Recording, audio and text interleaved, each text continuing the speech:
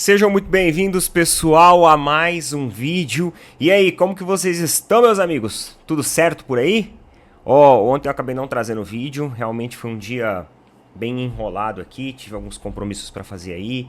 Ainda me chega no final do dia à noite, tive que ir lá no hospital tomar uma medicação, porque travei a coluna, olha só, a idade chegando. Mas agora já tô melhor, Mas vamos lá então, pessoal, como eu não trouxe vídeo ontem...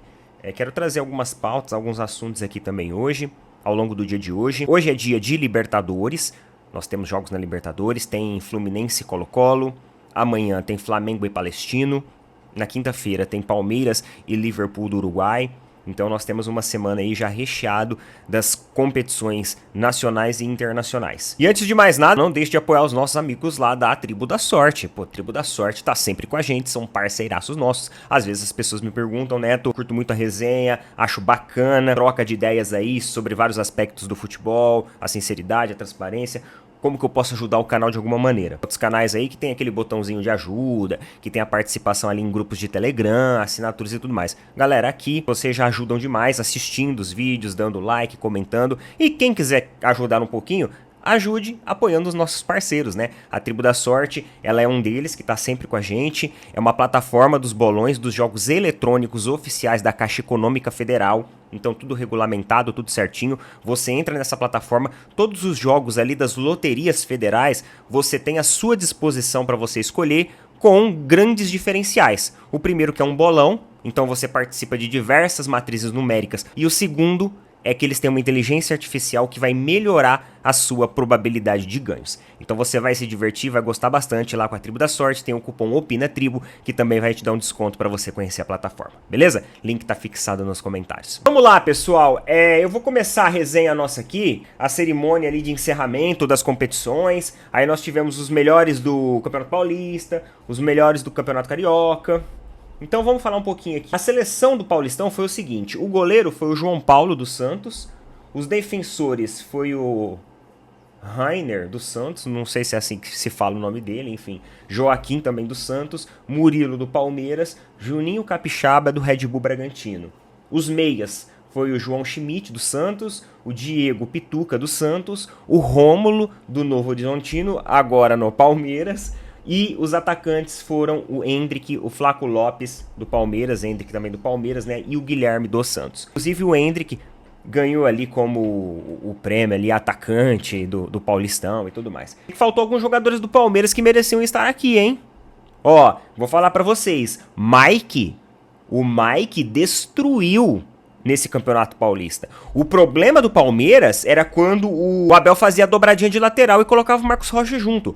Porque o Mike sozinho ali, mano, ele vai muito bem fazendo uma função de lateral ofensivo em profundidade. A realidade é essa. Então, pra mim, faltou ele aqui, faltou o Aníbal Moreno. Como que o Aníbal Moreno não fica aqui? Praticamente, em muitos e muitos jogos, quando o meio do Palmeiras não tava legal, o Palmeiras não tava ajustado taticamente como um time agradável e fluível, digamos assim, quem fazia às vezes ali, quem fazia literalmente o meio de campo era o Aníbal Moreno. Em uma questão de voltar, trabalhar na volância e também conectar intermediário ao ofensivo. E ele também fez isso muitas e muitas vezes. O cara foi um caçador em campo em muitos jogos. Então acho uma grande injustiça o Aníbal Moreno e o Mike não estar nessa lista aqui. Colocaram mais jogadores do Santos. Não é assim, tirando os méritos do Santos não, mas eles poderiam ter ponderado melhor isso e podiam estar aqui. E galera, é o seguinte, como técnico do Paulistão, finalmente, Abel Ferreira eleito o melhor técnico paulistão. Cara, depois de 3 títulos aí consecutivos, chegando na final todas as vezes, e o Abel sempre batia na trave ali, não era eleito técnico. Então nada mais justo, finalmente ele recebeu essa menção. Mereceu, tá? Por toda a competitividade, por toda a representação que ele tem dentro do futebol brasileiro. Talvez algumas pessoas não concordem com isso, eu acho que tem. Mas dentro do Palmeiras, sendo um torcedor palmeirense, eu super concordo com a relevância que ele tem dentro do futebol e da academia do Palmeiras. Realmente, técnico como ele, fora da caixa. Fora da caixa mesmo, muito difícil de encontrar isso hoje. Lá no Carioca, no Campeonato Carioca, nós tivemos 8 jogadores do Flamengo. Então foi, A seleção foi o Rossi, Varela, Fabrício Bruno, Léo Pereira, jogou demais Léo Pereira, jogou muito mesmo. Fabrício Bruno também jogou bem, né? Foi até convocado e tudo mais. Lucas Piton do Vasco, Eric Pulgar, Dela Cruz, não precisa falar mais nada, jogou demais. Arrascaeta então nem se fala. Inclusive acho que ganhou como melhor jogador da competição, não foi? Acho que foi isso. O Bill do Nova Iguaçu e o Carlinhos, que é ex-Nova Iguaçu e agora é do Flamengo. Além disso, também o Pedro. Tem o Pedro também na seleção. E o técnico foi o Carlos Vitor do Nova Iguaçu. O técnico eu achei legal eles colocarem o Carlos Vitor, né? Eu acho que isso não significa que o trabalho do Tite não foi bom, muito pelo contrário. O time levou um gol em toda a competição. Um gol em toda a competição. E foi justamente do Nova Iguaçu. Então até por isso que eu acho que os caras acabaram coroando o técnico do Nova Iguaçu. Porque assim, ele chegou com o Nova Iguaçu na final. Ele tem um time muito mais simples nas mãos. E aí, cara, aquela atitude do Tite de dar a medalha pra ele foi realmente ele, pô, vamos representar o cara, vamos premiar o cara como um grande técnico. Afinal, quando... A gente até espera que ele tenha, tá? Essa oportunidade, que os mercados aí do futebol se abram pra ele poder crescer na carreira dele. Mas talvez, se não for essa premiação, quando que ele vai ter uma nova premiação? Não sabe, mano. Talvez no ano que vem, não, ele não consiga isso. Então eu achei legal colocar ele. Talvez alguns torcedores tenham achado injusto. Pô, mas o Tite fez uma campanha tão ótima e tudo mais. Mas eu acho que o próprio técnico Tite concorda com a decisão. Eu tenho certeza que ele não achou a decisão ruim. O Tite é um cara já, pô, o cara foi campeão do mundo com o Corinthians, né? O cara já tem uma história vasta de títulos e títulos no futebol. Tá começando um trabalho, unindo um grupo ali, unindo elos que acabaram se apagando na temporada passada. Então eu acredito que ele esteja mais focado em desenvolver o trabalho, uma construção legal, do que realmente preocupado com essas formalidades. Muito legal esse tipo de reconhecimento. Muito legal esse tipo de reconhecimento mesmo. Vamos lá, vamos falar sobre o John Textor. Mano, olha isso daqui, olha essa notícia. Apesar de ter excluído sua conta na rede social tal, né, colocar aqui, e estar longe da mídia nesse final de semana, John Textor não está parado. O comandante aproveitou que as atenções estavam nas finais dos estaduais e pediu uma reunião com a CBF, com o intuito de falar sobre suas provas. A informação é da coluna do Guilherme Amorim, do portal Metrópolis. O comandante do Glorioso também quer propor estratégias de integridade para o futebol brasileiro. Edinaldo Rodrigues, presta atenção, olha isso. Edinaldo Rodrigues é o principal foco de John Textor. O empresário norte-americano quer se entender com o presidente da instituição, que processa o mesmo por calúnia na justiça. Então, Edinaldo Rodrigues está processando e o Textor está querendo se entender com ele. Porém, as coisas não devem acontecer de maneira tão simples assim que o empresário deseja. Se quiser falar com a CBF, provavelmente terá de apresentar as provas que diz ter. E aí, a situação deve ficar ainda mais complicada. Então, veja bem, galera. Agora, no momento que a casa tá caindo pra ele, e a gente vai mostrar que tá caindo, porque teve a matéria lá do STJD que saiu, que vai pedir a internacionalização da punição do John Textor. Então ele não pode ser só punido na esfera brasileira, mas ele pode ser punido na esfera mundial. Mundial. Inclusive dos outros clubes dele. Agora ele quer conversar com a CBF. E agora ele vem tentando diálogo, quer se aproximar do Edinaldo Rodrigues. Ué, meu amigo, se você tem as provas na mão de tudo aquilo que você falou, se você realmente é o dono da verdade, o dono da justiça, o grande justiceiro, apresenta a prova. Apresenta a prova porque você está sendo denunciado por calúnia. Se você apresentar a prova, não tem como você ser acusado de calúnia, porque você vai estar mostrando a prova. Então você já não pode ser mais processado por calúnia. E agora por que você quer se aproximar da CBF? Você arma o circo, você joga no ventilador e agora você aproveita um fim de semana de festividades pra ir pra trás das cortinas com a CBF? Estranho, né? Muito estranho isso, pessoal. E continuando falando sobre a situação de John Textor, vamos lá, vou falar pra vocês da questão do STJD, bora lá. John Textor ainda nem foi julgado, mas o STD já estuda a possibilidade de pedir uma possível pena para o acionista da SAF do Botafogo. E aí, com isso, essa pena será internacionalizada. A informação é da coluna do Guilherme Amado no site Metrópolis, da segunda-feira. O empresário norte-americano está fazendo denúncias de manipulação de resultados no futebol brasileiro e prestou depoimento na Polícia Civil na última semana. O STJD ficou incomodado por pedir as provas a John Textor e não receber, uma vez que ele considera que o tribunal não é competente para o caso. Mano, o protocolo, né? É o protocolo que ele tem que seguir. Então, tem que passar pelo STJD. Ele tá querendo ir na justiça comum, tá ligado? O julgamento por não enviar as provas ao STJD será na próxima segunda-feira, com possibilidade de suspensão por 1 ano e multa de R$100 mil.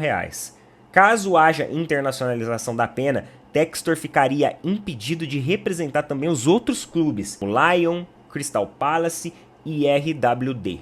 No fim de semana, em entrevista à Band, o procurador-geral do STJD deixou em aberto a possibilidade de pedir a internacionalização da pena em caso de reincidência. John Textor aí agora ele passa de querer ser o mocinho, ele já tá começando a virar o vilão.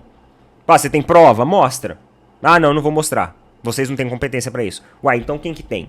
Você? Ele tem que enxergar que uma cópia das provas não vai fazer com que ele fique sem a prova. Tá ligado? Sim, ele pode entregar a prova. Só fazer uma cópia. E aí ele guarda uma cópia com ele, que se caso o STJD não der um parecer favorável, ele vá e recorra em outro tribunal. É o primeiro passo. É o primeiro passo. Então, realmente ele tá forçando um pouco a barra. E o Marcos Braz, ele falou sobre isso. Paparazzo Rubro Negro trouxe até lá também a entrevista do Marcos Braz a respeito sobre isso. O Marcos Braz, ele não citou diretamente o John Textor, mas ele foi questionado a respeito das fake news no futebol. E aí fica muito claro que a pergunta era direcionada a essa situação. E aí ele falou o seguinte, ó: isso é ruim para todo mundo. É ruim para você que trabalha no esporte, é ruim para todo mundo que acompanha. Isso é muito sério. Quando você tem denúncias como essas, na minha cabeça, tinha que apresentar junto com as provas. E quem não consegue apresentar, deveria ter uma punição exemplar. Muito mais do que você reclamar de um juiz no jogo, por exemplo. Eu também reclamo, também faço. Às vezes você fala algo que não deveria falar de um juiz, mas é de um momento do jogo. Não é igual falar de algo muito maior, de algo orquestrado, que até o momento não tem prova absolutamente nenhuma. Disse aí o Marcos Braz a respeito da situação do Textor. Isso daí mostra que o Textor não tem prova nenhuma e ele começa a ser pressionado, né? Começa a ser pressionado pelos dirigentes aí, que agora ele vai ter que provar, porque são acusações diretas. Não é uma menção, não é um questionamento, não é uma ironia, não é uma metáfora dentro de uma rede social.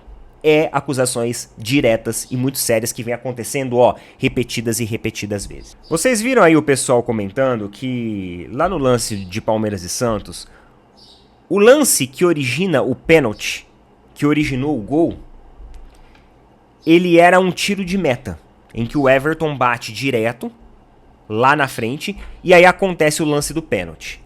Só que no momento que o Everton vai cobrar esse tiro de meta, algumas pessoas estão sugerindo que existe uma movimentação, mesmo que pequena, da bola. E isso, segundo a regra, não pode. É irregular. Alguns torcedores do Palmeiras que estavam no estádio juram que a bola não correu. Ela corre no momento que o Everton corre em direção a ela, porque o Everton toma distância para chutar mais forte. Mas no momento que ele chuta ela de fato, ou seja, que ele encosta na bola, a bola já estaria parada. Quando você vai ver a imagem de jogo, a imagem que nós temos aqui de jogo e tudo mais, ela é uma imagem muito ruim de ver porque a câmera filma de longe. Realmente parece que ela corre. Ela corre mais forte, depois ela vai parando. Então parece que ela se movimenta, mesmo que em questão milimétrica, mas se movimenta. Porém, a filmagem é muito longe pra gente ver. Eu vi várias e várias vezes e não consegui chegar à conclusão se na hora que ele chuta, ela realmente está parada ou está em movimento. Muitas pessoas falam que está em movimento. E o que diz a regra? A regra diz que o lance tem que voltar. E muitas pessoas questionaram o VAR. Ah, mas o VAR não viu isso? Ah, mas o VAR não verificou a origem da jogada? O VAR, ele não pode... Olha isso, olha essa regra, que doida. O VAR, ele não pode verificar alguns tipos de lance em específico. Tô aqui aberto o regulamento do VAR, tá? Ó, árbitros e assistentes de vídeo, entre parênteses, VAR. Além disso, um reinício incorreto, aí eles colocam como exemplo, bola em movimento depois de um tiro livre, falta, arremesso e etc., que acaba levando a um incidente de gol ou pênalti, não pode ser revisto, pois isso não é uma decisão de mudança de jogo e deve ser detectada pelos membros da arbitragem, ou seja, pelos árbitros de campo. Então teria que ser ali o auxiliar árbitro, o Klaus, que deveriam ter detectado isso. Então é por isso que o VAR não pode participar desse tipo de lance. Aí a gente fica naquela questão. Neto, o pênalti. O pênalti eu acho que foi pênalti. O pênalti eu acho que foi pênalti. Agora, sobre o movimento da bola, pelo que eu olhei, existe sim a possibilidade da bola estar em movimento. E aí é irregular, segundo a regra. Pessoal, eu sei que vai ter gente aqui que vai falar porque talvez alguns palmeirenses que não vão concordar comigo e tudo mais. Só que, cara, a gente tem que ser transparente, tem que ser sinceros. Nós temos que enxergar o futebol, às vezes, sob uma ótica diferente. Não acredito que por causa disso o Palmeiras não mereceu ganhar. Muito pelo contrário, eu acho que o Palmeiras mereceu ganhar o título. O Palmeiras foi o time com mais controle, foi um time com mais vontade, foi um time mais objetivo. Eu acredito que sim, o Palmeiras mereceu ganhar o título. Eu acho que isso não tira o mérito do Palmeiras ganhar o título.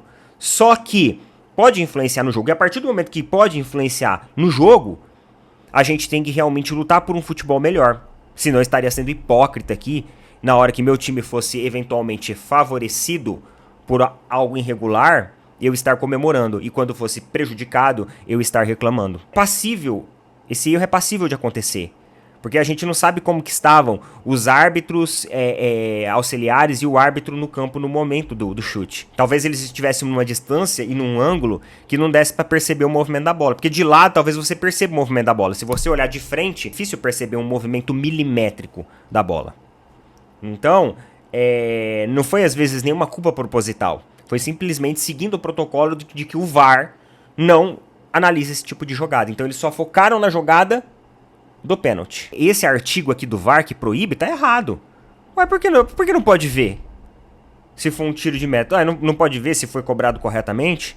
Não pode ver se às vezes no meio do campo teve uma falta durante a cobrança do tiro de meta? Estranho, né? Isso daqui é uma regra estranha, esquisita. Então, fica aí o nosso posicionamento aqui, a nossa conclusão. E é isso daí, coloca aí na opinião o que vocês acham sobre isso, beleza? Tamo junto, valeu, falou, até mais.